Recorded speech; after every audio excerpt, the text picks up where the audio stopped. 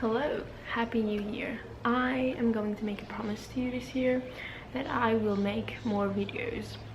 I'm not going to set myself a goal of anything too specific, because I don't want to do that, but I'm going to try and make more videos this year. There wasn't really a reason why I wasn't making videos last year or the year before. It's just sort of circumstances, and I wasn't in the right mindset. Also, I got a new job. I was still reading, but I just didn't really feel like making any videos about them to be completely honest.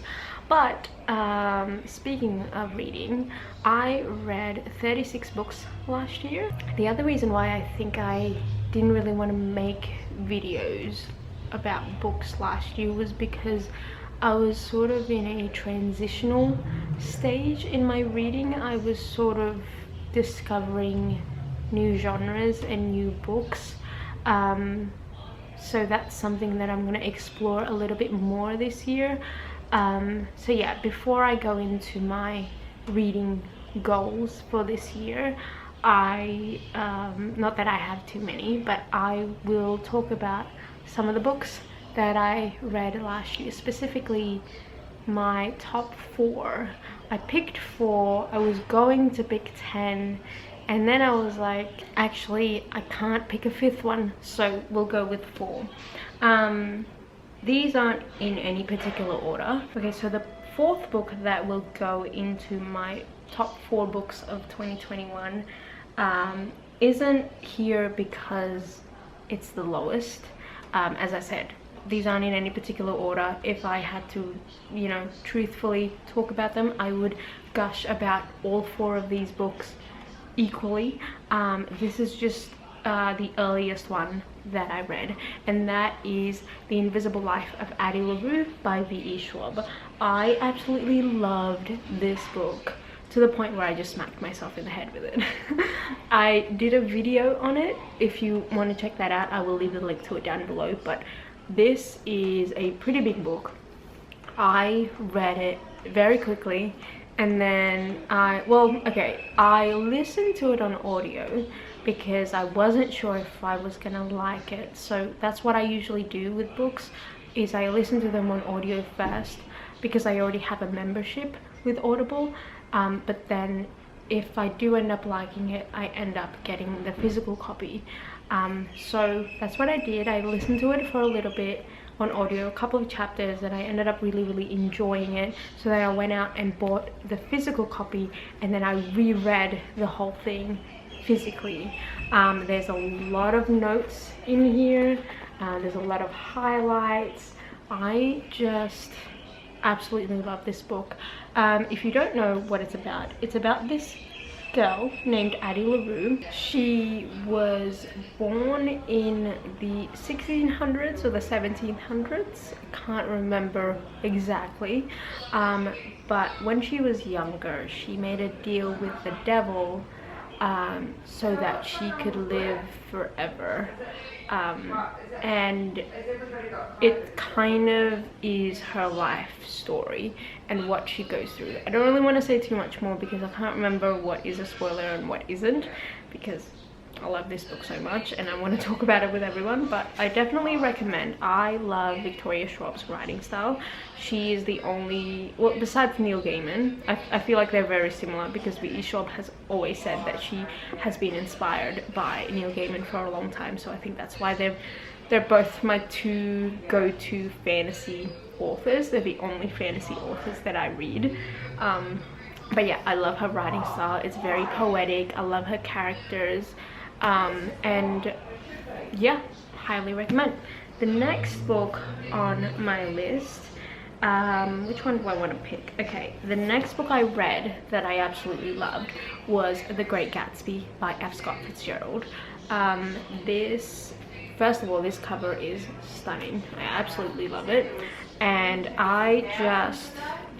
this was the first year that I completely sort of tried to delve into classics a little bit more.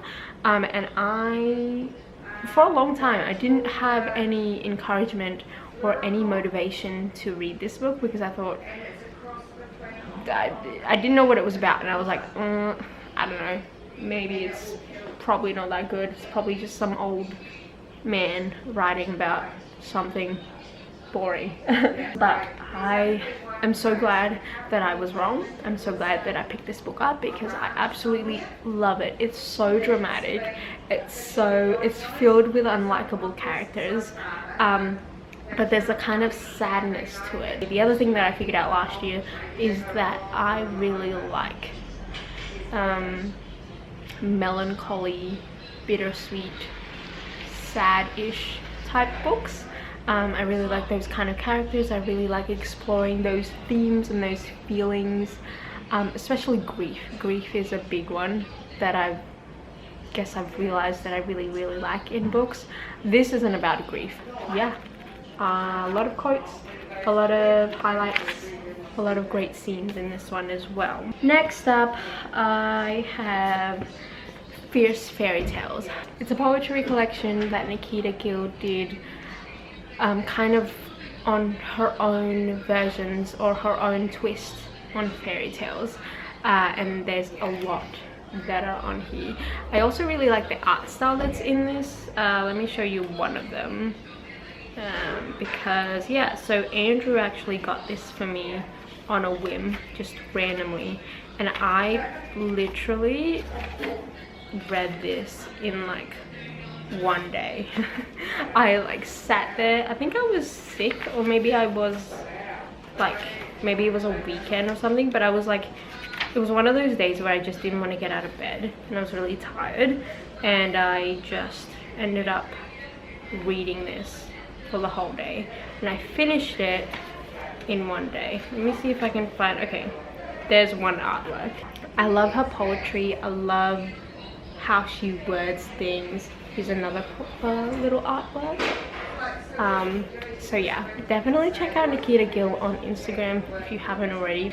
Okay, moving on to the last book, the most recent book that I gave a 5 out of 5 stars, that I gave a favorite, and that is Sisters by Daisy Johnson. Now, I don't want to say too much about this book because I didn't know too much going into it. My sister Ashley got it for me randomly because she said that I should read it, and I ended up really enjoying this book. It is about a mother and her 2 daughters who are, in the beginning of the story, they are driving to their new home. They say that they are moving, they say that there's an incident that happened, but we don't know exactly what happened. And the whole story is about them. It's basically about one of the sisters, who is mostly our narrator, but it does flip to the mother's perspective and also the other daughter's perspective as well. And so I don't know how to explain this book without spoiling anything, but it's just something about her writing style and the themes that she wrote about in this book that really hit me. And I didn't realize the theme until 3/4 into the book, which really surprised me, and it really made me absolutely love the book. I was enjoying the book before that part, and then as soon as that part happened, I just put everything together in my head, and I was like, yes, I love this book so much. Yeah, I don't want to say too much more because I don't think you should know too much more going into it. I think you should just go to a bookstore, find this book, pick it up, buy it, and then open it up and start reading, because it is an experience and I absolutely love it. So yeah, these are the top 4 books that I read in 2021. Let me know what books you read, what books that stood out to you in 2021 down in the comments below, and I will see you next time I make a video.